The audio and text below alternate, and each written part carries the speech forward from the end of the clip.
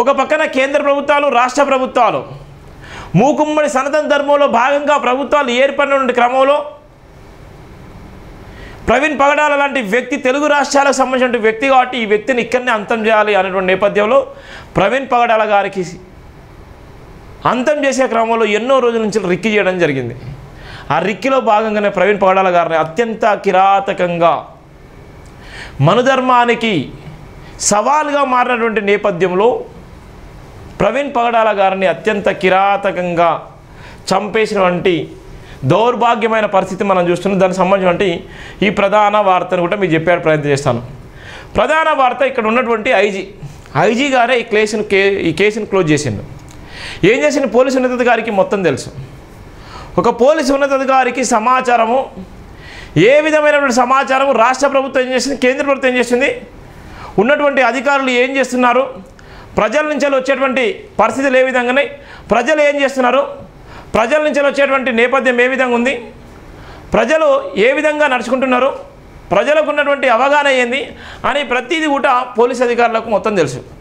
ఆ తెలిసినటువంటి క్రమంలోనే మనధర్మ శాస్త్రానికి ఇవాళ వాళ్ళందరూ కూడా సవాల్ వేసి మనధర్మ శాస్త్రాన్ని కాపాడుకున్నారు, వాళ్ళ ఆత్మగౌరవాన్ని కాపాడుకున్నారని చెప్పడానికి ఇక్కడ ఉన్నటువంటి ఐజీ అశోక్ కుమార్ గారు ఆయనతోని స్క్రిప్ట్ చదివించి ఆయన ఏ విధంగా అయితే చెప్పిండో అదే విధంగా సమాజాన్ని ఇలా తప్పులు మార్గంలో చూపించేటువంటి ప్రయత్నం చేసింది. దానికి సంబంధించిన ప్రధాన వార్త, వీగిపోయిన ఐజీ విచారణ, అధికార బలం పాస్టర్ కేసును అంతం చేసింది. అధికార బలం పాస్టర్ కేసును అంతం చేసింది. సుప్రీంకోర్టు కేసు విచారణే పాస్టర్ ప్రాణానికి ప్రమాదం తెచ్చిపెట్టింది. ఐజీ విచారణలో నిజం కన్నా అబద్ధాలే ఎక్కువ. ఐజీ స్థాయి అధికారి గిన్ని అబద్ధాలు ఆడితే న్యాయం జరిగేదెలా? 70 కిలోమీటర్ల వేగంతో తాగి బండి నడిపే ప్రాక్టీస్ను మహాసేన రాజేష్, శివశక్తి కరుణాకర్తో ప్రాక్టీస్ చేయించాలి. వేలేరు పెట్రోల్ బంకులో పెట్రోల్ కొట్టించింది రాజేషా కరుణాకర? క్లారిటీ ఇవ్వండి. మార్గ మధ్యలో 3 గంటల పాస్టర్ ఫోను ఆధారాలు ఎక్కడ? మొట్టమొదటి సీసీటీవీ ఫుటేజీ వీడియోను బయటపెట్టినోన్ని బొక్కలో వేయాలి. 130 మందిని విచారించిన అధికారులు ట్రాఫిక్ ఎస్ఐ వాగ్మూలాన్ని స్వీకరించారా లేదా? మద్యం షాపులో మందు కొన్న వ్యక్తి దగ్గర 2 ఫోన్లు ఎందుకు ఉన్నాయి? చిత్రహింసలు పెట్టి చంపిన కేసును యాక్సిడెంట్గా చిత్రీకరించారు. భలే గొప్పళ్ళు. ఐజీ అశోక్ కుమార్, మీకు కావలసిన అత్యాధారాలు ఏంటో పత్రికా ప్రకటన చేయండి. డాక్టర్ బరిగెల శివ ప్రధానంగా రాసిన వార్త. నాకు రైసే సమాజమే ఇక్కడ మీకు స్పష్టంగా రాయడం జరిగింది. మీకున్నటువంటి ఆలోచన విధానాన్ని ఏదైతే అనేకమైనటువంటి సమాచారం ఉందో, ఏ విధమైనటువంటి కుట్ర కుతంత్రాలు వేసిల్లో, ఎంత భయంకరంగా కుట్ర కుతంత్రాలు వేసిల్లో, ప్రధానంగా కేసుని ఏ విధంగా క్లోజ్ చేసిల్లో, ఏ విధమైనటువంటి కేసులో భాగంగా ఐజీ అశోక్ కుమార్ ఇచ్చినటువంటి స్క్రిప్టును ఏ విధంగా చదివి వినిపించిల్లో, దానిలో భాగంగా 70 కిలోమీటర్ల వేగంతో వెళ్ళి చనిపోయిండని మహాసేన రాజేష్ కానీ కరుణాకర్ ఏ విధంగా చెప్పిండో అది చెప్పినటువంటి వాక్యాలనే ఐజీ గారు కేసును క్లోజ్ చేయడం జరిగింది.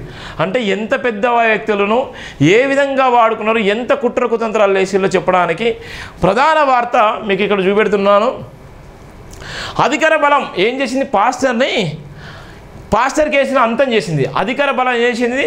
ఏ అయితే సుప్రీంకోర్టులో తనే లాయర్గా, తనే అన్ని క్రైస్తవ సమాజానికి నేను ఉన్నాను భరోసానని ఆ కేసును వాదించేదైనా కేసు గురించి కొట్లాడుతుంది కూడా ప్రవీణ్ పగడాల గారు.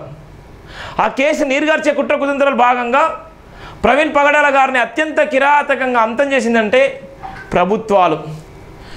ఇక్కడ సుప్రీంకోర్టు కేసు విచారణ పాస్టర్ ప్రాణానికి ప్రమాదం తెచ్చిపెట్టిందంటే నిజంగానే అది సంచలనాత్మకమైన కేసు. ఆ కేసు సంబంధించి ఇది కూడా ప్రధానమైనటువంటి కేసే. ఈ కేసులో భాగంగానే ఆయన ప్రమాదానికి ఈ కేసు ఒక విచారణలో భాగంగా ఆయనను చంపేసిందని కూడా మనం చెప్పొచ్చు. ఐజీ విచారణ నిజం కన్నా అబద్ధాలే ఎక్కువ. ఐజీ విచారణలో ఏముంది? నిజం కన్నా అబద్ధాలే ఎక్కువ వాడిలని చెప్పడానికి అనేకమైన ఆధారాలు ఉన్నాయి. చాలా వరకు చాలా ఆధారాలు ఉన్నాయి మనకు చూపెట్టిన నేపథ్యం. ఐజీ అధికారి గిన్ని అబద్ధాలు అంటే న్యాయం జరిగేది ఎలా?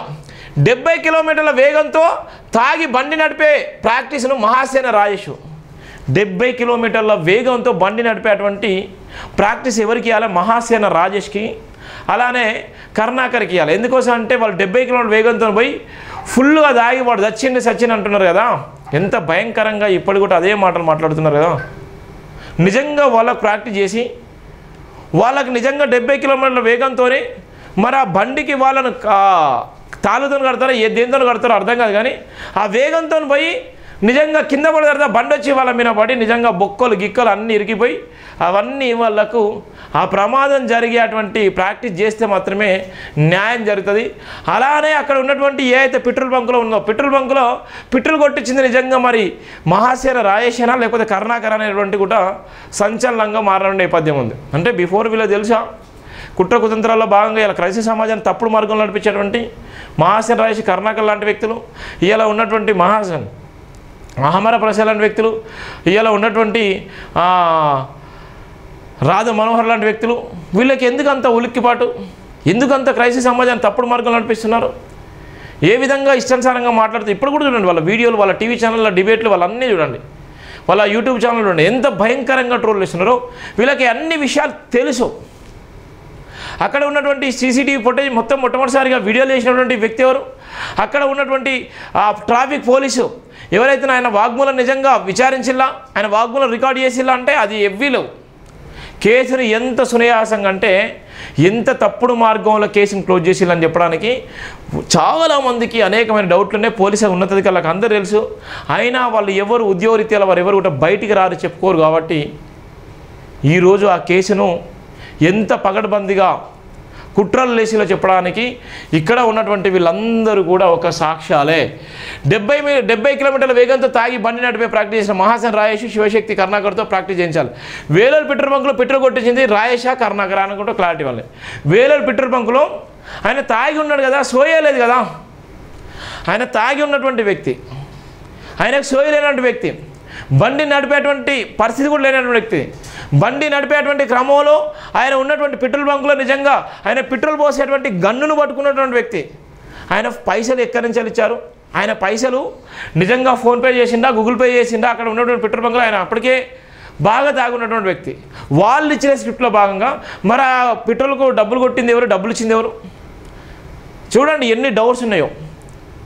ఆ డబ్బులు ఇచ్చింది ఎవరు, ఆయన అప్పటికే సోయలేదు కదా. పెట్రోల్ బంకులు ఏ అయితే పెట్రోల్ కొట్టేటువంటి గన్నును పట్టుకున్నటువంటి వ్యక్తి, ఆయన డబ్బులు ఏ విధంగా ఇచ్చిండు, ఆయన తాగి ఉన్నటువంటి వ్యక్తి, ఆయన సోయలేనటువంటి వ్యక్తి, ఆయన దగ్గర ఉన్నటువంటి మొబైలే కదా గూగుల్ పే ఫోన్పేలు వేసింది,